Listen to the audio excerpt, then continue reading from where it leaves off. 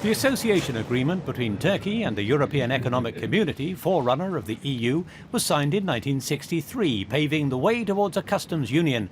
Turkey saw a European future. It joined the Council of Europe in 1949, signed the European Convention on Human Rights in 1950, and joined NATO 2 years later. Turkey had taken a first step towards membership, but it still has work to do.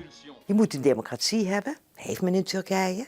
Je moet een onafhankelijke, maar ook onpartijdige justitie hebben.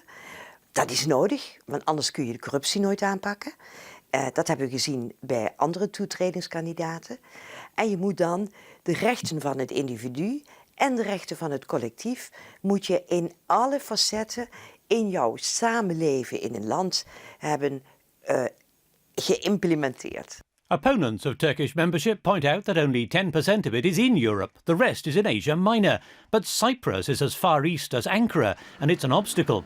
Turkey invaded in July 1974, following a coup by Greek Cypriots and the expulsion of Turks from the north of the island.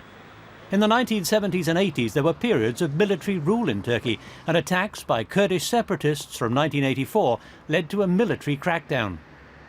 In 1999, Turkey was declared a candidate country at the Helsinki Council. Negotiations began on the 3rd of October 2005, but foundered on Turkey's refusal to extend its association agreement to Cyprus. The EU froze negotiations until Turkey opens its ports and airports to traffic from Cyprus, and it still hasn't. We have to be sensitive in the European Union to the fact that there is deep bitterness and division on both sides. This is a situation of conflict, and Europe should do what it can do best, which is to promote conflict resolution, to promote reconciliation, to see a way that there can be a solution, first and foremost, on the island of Cyprus itself. There is also the issue of some 1.5 million Armenians killed during World War I. Turkey denies Armenia's claims that it was genocide, and attempts at reconciliation have stalled. Ankara's foreign policy has become more assertive, getting tough with Israel and Syria and sending warships to protect its gas drilling interests off Cyprus. But Turkey and the EU can help each other. Als ik kijk naar bijvoorbeeld corruptiebestrijding. De PKK is een groot probleem in Turkije. Maar waar haalt de PKK de gelden op? Die komen toch van criminele acts in onze landen. Drugs, wapens, human trafficking, mensensmokkel. Nou, komt toch van bij ons. Ook daar zouden we elkaar moeten versterken. Economically, Turkey's doing well. It's strategically important, also as a route for a gas pipeline from Azerbaijan. But it's also an Islamic country. Council President Herman Van Rompuy and French President Nicolas Sarkozy have both said it will never join the EU, and less than half of Turkey's 74 million population still want to.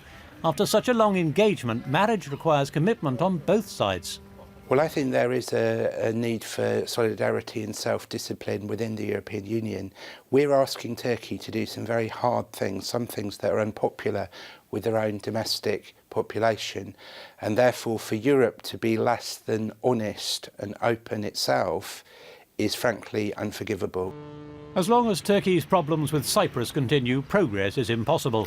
The waters that divide much of Turkey from Europe can be very choppy indeed.